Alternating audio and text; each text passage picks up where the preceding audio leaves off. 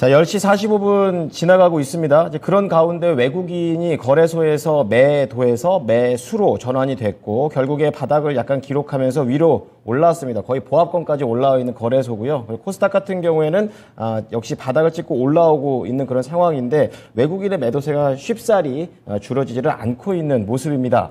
자, 오늘도 실전 매매와 관련해서 이종복 전문가의 조언 들어보도록 하겠습니다. 전문가님, 안녕하세요. 예, 안녕하십니까. 이종복입니다. 네. 자, 오늘 시장은 외국 시장에 비해서는 그래도 좀 견조한 거 아닌가, 좀 이런 생각 들고, 미국에서는 또 유독 이제 FOMC 때문에 확실히 영향을 계속 받는 게 나스닥이 많이 밀리더라고요. 이제 그런 가운데 또 어제 전문가님께서 얘기해 주신 종목 중에서 그린케미칼 살짝 얘기해 주셨는데 오늘 이 종목이 거의 날아갑니다. 거의 7% 가깝게 상승세를 타고 있는데요.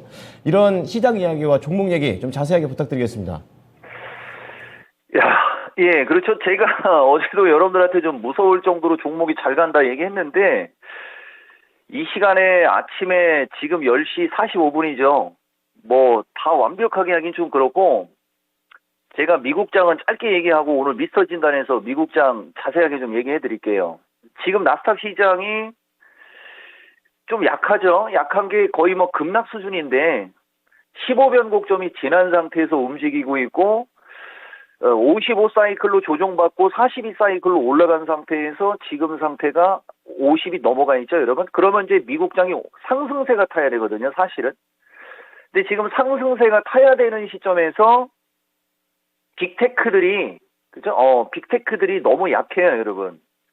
근데 요게 오늘 밤에 고용지표서부터 다시 출발할 수가 있긴 있는데, 이 나와 있는 고용지표 상으로는 긍정입니다. 제가 요새 이틀 정도 그 얘기를 해주고 있는 것 같은데, 이게 지금 우리나라가 선반영이 돼 있는 게 아니겠느냐, 요 정도가 지금 제가 판단이 되거든요. 그래서 이 고용지표가 어떤 식으로 나오느냐에 따라 미국장의 어떤 그 흐름이 결정되기 때문에 요 부분이 중요할 것 같아요. 그리고 지금 여기서 바로 그냥 이어서 얘기를 좀 해드리면, 여기 지금 보면 이 시간 애청자들은 뭐 지수를 다 외우고 있는 거죠. 이종복이가 여러분들한테 종합이 약할 때, 지수가 약할 때 미국장하고 우리나라하고 제시해준 지수대가 있을 겁니다. 우리나라 297 플러스 마이너스가 나스닥 11,700 플러스 마이너스. 그 다음에 이번 주 초반쯤에 아마 우리나라하고 미국장의 지지 저항을 얘기해 드렸을 거예요. 근데 지금 완전히 거꾸로 움직이고 있는 거죠. 그러니까 전망이 틀린 게 아니고 거기까지 움직이고 나스닥은 밀리고 거기까지 가고 우리나라는 안 밀리는 겁니다. 그러니까 이 부분이 어떤 식으로 해결이 될 거냐를 판단하는 게 이제 향후 2주 동안에 이제 계좌가 달라지는 거죠. 저야 뭐 당연히 나와 있죠. 그래서 요점을 얘기해 드리면 현재 나스닥을 기준으로 우리나라 종합은 290 초반이나 그 이하 쪽으로 와 있어야 돼요. 근데 지금 우리나라가 300 위에 있죠. 그러면 우리나라가 300 위에 있다면 나스닥은 11,500 이상, 11,700에서 12,000 쪽으로 가야 키가 맞는 겁니다.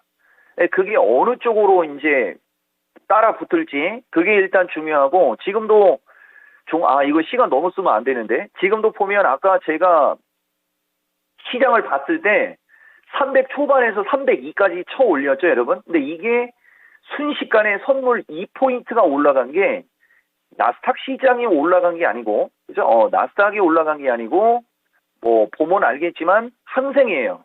지금 항생이 급반등이 나왔죠, 여러분. 지금 방송하고 있는 중에 지금, 그러니까 이것 때문에 장이 요 시간에 변동성이 많이 생기는 겁니다. 항생하고 중국이 급등이 나오면서 지금 우리나라 지수가 끌려 올라간 거죠. 이게 우리나라의 매력이에요, 여러분. 그러니까 해외장이 나스닥이 약해서 우리나라가 좀 조종을 받을 만하면 중국하고 항생이 급등을 해버리면 우리나라가 조종을 안 받아요. 그래서 상승장이거나 반등장에서는 우리나라는 유리한데, 우리나라는 이제 약세장에서 불리하죠.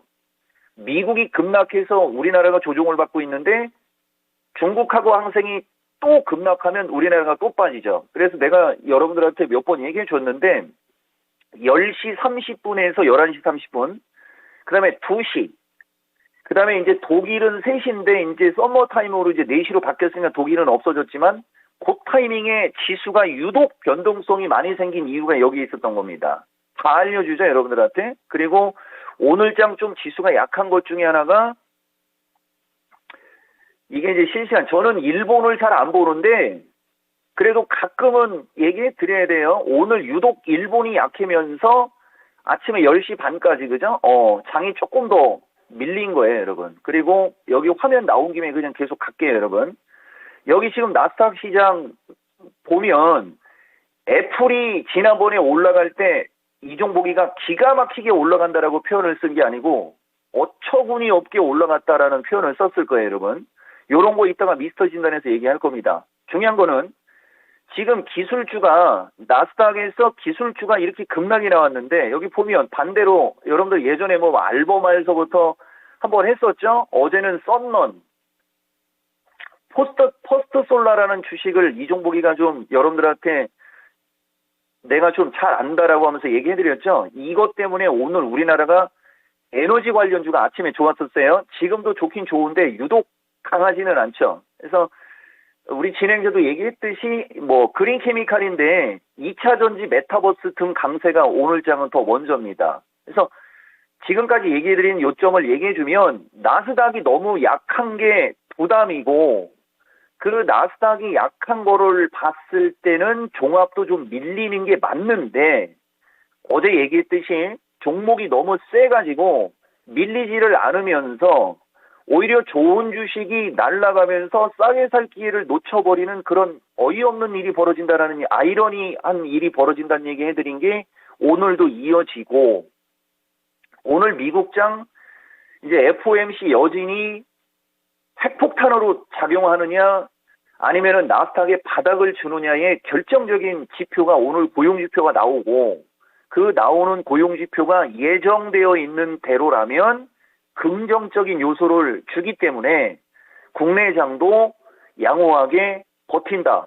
그리고 종목들은 그런 눈치 보기 게임이 있다 보니까 강세를 줄 수 있는 섹터 위주로 강한데 오늘 장은 뭐 어제 콕 찍어서 얘기했죠, 여러분. 그린 케미칼. 이렇게 좋은 주식이 저점으로 내려왔을 때 매수 타이밍을 잘 잡으면 20% 수익이 순식간에 나요. 대신 또 이거 따라가면 물리는 거죠. 마주보는 고점에서는. 그리고 메타버스도 한 종목 얘기해드려야 되는데 오늘 금요일이고 포트폴리오 조정 얘기를 제가 할 거거든요. 이거 선익 시스템 10월 21일 날 그 변곡점에서 이종붕이가 종목 진단해줄 때 추가 매수까지 얘기하고 추가 매수하면 이거 큰 수익 난다라고 했던 바로 그 주식입니다. 미스터 진단 보시는 분들. 근데 이 주식도 결국은 아침에 날아가면서 여기 이탈된 저점 라인 17,000원 근처 가니까 또 밀려버리지 않습니까? 추세가 하락각이라 그래요, 여러분. 그치만 어쨌든 충분히 빠진 주식들이 움직임이 좋다라는 건 공통된 특징이라는 얘기를 여러분들한테 얘기해 드리는 거예요. 그래서 지금 방송 중에 또 천보가 날아가거든요. 천보도 지금 보시면 다른 2차 전지 섹터에 있는 주식 중에서는 덜 올라갔죠. 예, 그러다 보니까 움직임이 좋은 겁니다. 이런 종목이. 그리고 요것도 특징주인데 포스코 에너지 또 날아갑니다, 여러분. 포스코 인터내셔널. 근데 이것은 기사가 있어서 좀 그런데 제가 이거 2번 얘기했죠, 여러분. 이쪽에서 밀릴 때 돈 될 수 있다라고 했고 급등했고 급등했을 때 한번 얘기했었어요. 장이 조정받으면서 다시 원상태로 내려왔지 않습니까? 못 살 이유가 없는 거죠. 기가 막히게 올라가죠. 최근 장의 움직임이 좋은 주식의 특징은 이런 패턴의 주식입니다. 그래서 전체적으로 시장이 그렇다. 이렇게 말씀드리겠습니다. 네, 국내장의 변동성을 글로벌 증시의 흐름 속에서 연결해서 원인을 좀 찾아주셨고요. 오늘 또 저녁이 중요하겠습니다. 변곡점 예고해 주셨으니까 오늘 미스터 진단까지 꼭 함께해 주시기 바랍니다. 자, 그러면 오후장 전략 들어보도록 하겠습니다. 아까는 300 안착이라고 그랬어요, 여러분. 제가 여러분들한테 지지저항 얘기보다 안착 얘기를 할 때가 더 중요하다고 했죠, 여러분. 좋은 뜻인데 오늘 이 정도면 안착은 되겠죠, 여러분? 예.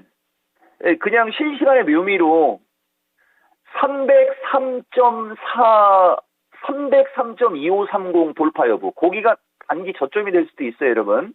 그리고 종가까지 이렇게 쭉 치고 갈 것 같지는 않은데 어쨌든 뭐 주식시장 대단합니다. 나스닥 시장을 보면 지난번하고 비슷한 얘기예요, 여러분. 현금 확보 좀 얘기 좀 해야지 되는 위치인데, 그죠? 종목들이 워낙 잘 움직이니까 저는 이번에도 현금 확보 얘기보다는 계속 종목 얘기할 겁니다. 아주 대놓고 얘기하죠, 이 종목은. 어쨌든 간에 뭐 종합 300 안착인데 이 정도면 안착될 것 같고요. 이왕 올라가려면 303.2530을 넘어가는 게 좋고, 뭐 그렇지 않아도 300만 안 깨지면 되니까 요거 좀 참고하시고, 여러분. 뭐 아까도 얘기했듯이 제가 우리 여러분들한테 얘기해 드리는 거는 순환매입니다. 우리가 보통 강세장에서는 주도주를 딱 들어가 가지고 그걸 쭉 가져가라고 얘기를 하면 되게 편해요. 근데 약세장에서는 바이앤홀딩을 하라고 하면 되게 불편합니다. 근데 박스권장이 제가 제일 좋아하고 약간 장이 조종받을 때 저는 되게 좋아합니다. 스타일 자체가 순환매를 예측해서 올라갈 만한 주식을 천냥봉에 지르고 두세 번 이상 올라가면 절반 팔아먹고 또 다음번 순환매 예측해서 그쪽을 들어가 있다가 순환매가 안 나오면 버티고 순환매가 나오면 팔고, 그래서 약간 장이 조종을 받거나 변동성이 생길 때 기가 막히게 여러분들한테 어떤 그런 걸 주는 거예요. 근데 일반적인 사람들 입장에서는 변동성이 생기고 장이 약해버리면 주식을 쭉 가져가려고 하는 습성이 있다 보면 그게 힘든 거죠. 대표적으로 SK이노베이션 오늘 5% 급락 나옵니다. 이게 과거에는 이런 일이 없었다고 그랬죠. 일반적으로 이 정도 구찌가 되는 주식은 올라갈 때도 뭐 한 2, 3%씩 그냥 뭐 올라갔다가 뭐 보합으로 눌리고 뭐 한 1, 2% 정도 왔다리 갔다리 하다가 또 한 3, 4% 올라간 다음에 그런 식으로 해갖고 한 1, 20%가 올라가야 되는 그런 구찌의 주식이에요. 근데 그냥 올라갈 때 한 20%가 한 사나흘 만에 그냥 순식간에 확 올라가 버리니까 조정을 받을 때도 한 방에 저렇게 조정을 받죠. 삼성 SDI도 무지막지하게 올라갔다가 밀릴 때는 순식간에 한 10% 가까이가 하루 이틀 사이에 쫙 밀려버리죠.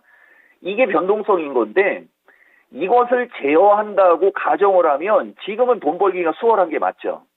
근데 이거를 제어를 하려면 철저히 어느 정도 차트를 볼 줄 알거나 아니면 시장의 강세 섹터를 우리가 일단은 먼저 알아야 돼요.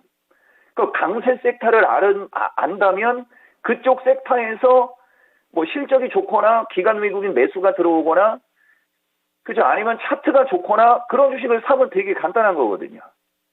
근데 뭐 장이 그냥 쭉 강세장으로 가거나 막 그럴 때는 좀 따라붙기가 어렵죠. 이게 대표적인 이런 게 예고, 뭐 아까도 얘기해드렸듯이 여기 포스코 ICT도 제가 왜 자주 포철그룹을 좋아하네 하면서 막 이틀 전에 웃으면서 여러분들한테 얘기해드렸지 않습니까? 주가가 쭉 밀린 상태에서 올라가는 가게에 있다가 거래 터지니까 그냥 날아가 버리죠. 이렇게 움직이는 게 이게 예술인 겁니다, 여러분. 근데 장이 약세를 줄 때는 주가가 밀리는 거죠. 이 대표적인 특징주고, 오늘 하나만 또 여러분들한테 얘기해드리면 제가 뭐 유일 좀 얘기했었어요, 여러분. 변동성 안 나오지 않습니까? 다른 주식에 비해서, 그죠? 움직이는 게 되게 차분하고 양호하지 않습니까? 차트가 딱 위에 올라타 있죠. 자, 그 다음에 포스코 요번 엠텍입니다. 포스코 엠텍도 원래 주가가 마주보는 고점에서는 거래를 실으면서 아까 포스코 ICT나 포스코 인터내셔널 같은 주식처럼 마주보는 고점에 왔을 때는 거래를 실으면서 날아가야 되거든요. 근데 포스코 엠텍이라는 주식은 마주보는 고점에 있는데 거래가 없는데도 올라가고 있어요. 이게 얼마나 그죠? 예, 무지하게 강하다는 얘기입니다. 대신 이런 게 거래를 실으면서 가야 탄탄하게 가는데 거래를 실지 않고 가면 또 조정을 받을 때도 훅 하고 조정을 받는 특징이 있어서 세게 지금 얘기를 안 한 겁니다. 긍정적이다 이런 얘기 여러분들한테 해드린 거죠. 그리고 이지 날바닥에 있는 주식이라고 한번 얘기해드렸죠. 보시면은 어제 특징주 아니면 관심주 매수 유망주로 얘기해드렸던 종목들이 오늘 장이 아침에 순간적으로 급락이 나오고 흔들렸을 때도 움직임이 좋았다라는 것을 여러분들이 아실 수 있을 겁니다. 그리고 애시당초 조정권에 있었던 원익 IP는 어제는 올라갔지만 오늘은 조금 기타 주식에 비해서 흔들리는 게 조금 더 세죠. 약한 주식이고 사이클 자체가 조정 사이클이라 그런 거예요. 그래서 지지권에 왔을 때 매수 타이밍을 노려라 뭐 이런 식으로 어제 여러분들한테 좀 해드렸는데 마지막으로 하나만 더. 대보마그네틱도 기가 막히죠. 버팅기는 게. 이런 게 이제 아까 말씀드린 대로 종합이 만약에 나스닥이 움직임이 양호했고 우리나라가 지금처럼 움직였으면 이건 신고가 뚫었을 거예요. 근데 나스닥이 약하다 보니까 눈치를 보는 거죠. 그래서 전체적으로 요런 특징을 좀 보시면서 한번 포트폴리오를 잘 좀 한번 변경을 한번 좀 해보시라는 그런 얘기를 제가 드린 거예요. 그리고 매수는 어느 쪽이냐, 뭐 밥만 먹으면 얘기하지 않습니까? 2차 전지 펫배터리, 리튬, 니켈이 다 제가 강조하는 섹터고, 그 다음에 인공지능, 로봇 관련주도 오늘, 시간 없네요. 로봇 관련주도 레인보우 아침에 뭐 나쁘지 않지 않습니까? 근데 거래량이 없으면 세게는 못 가는 거예요. 뭐 인공지능, 그 다음에 반도체, 요런 쪽 위주로, 제약주는 길게 보는 쪽 얘기해드렸고요. 네네. 그 다음에 뭐, 우크라이나 쪽이나 이런 쪽은 좀 기술적으로. 네, 전문가님. 그렇죠? 예. 네. 그렇게 매매하라고 말씀드리겠습니다. 아이고, 오늘 아주 꽉 찹니다. 이따 미스터 진단 때도 한번 또 부탁드리겠습니다. 감사합니다. 예, 고맙습니다. 이종복입니다. 네, 지금까지 투자 판단에 도움이 될 수 있는 정보를 제공해 드렸습니다. 하지만 특정 종목의 상승과 하락을 보장하진 않으니까요. 이 부분 참고해 주시기 바랍니다. 오후장도 힘내십시오. 고맙습니다.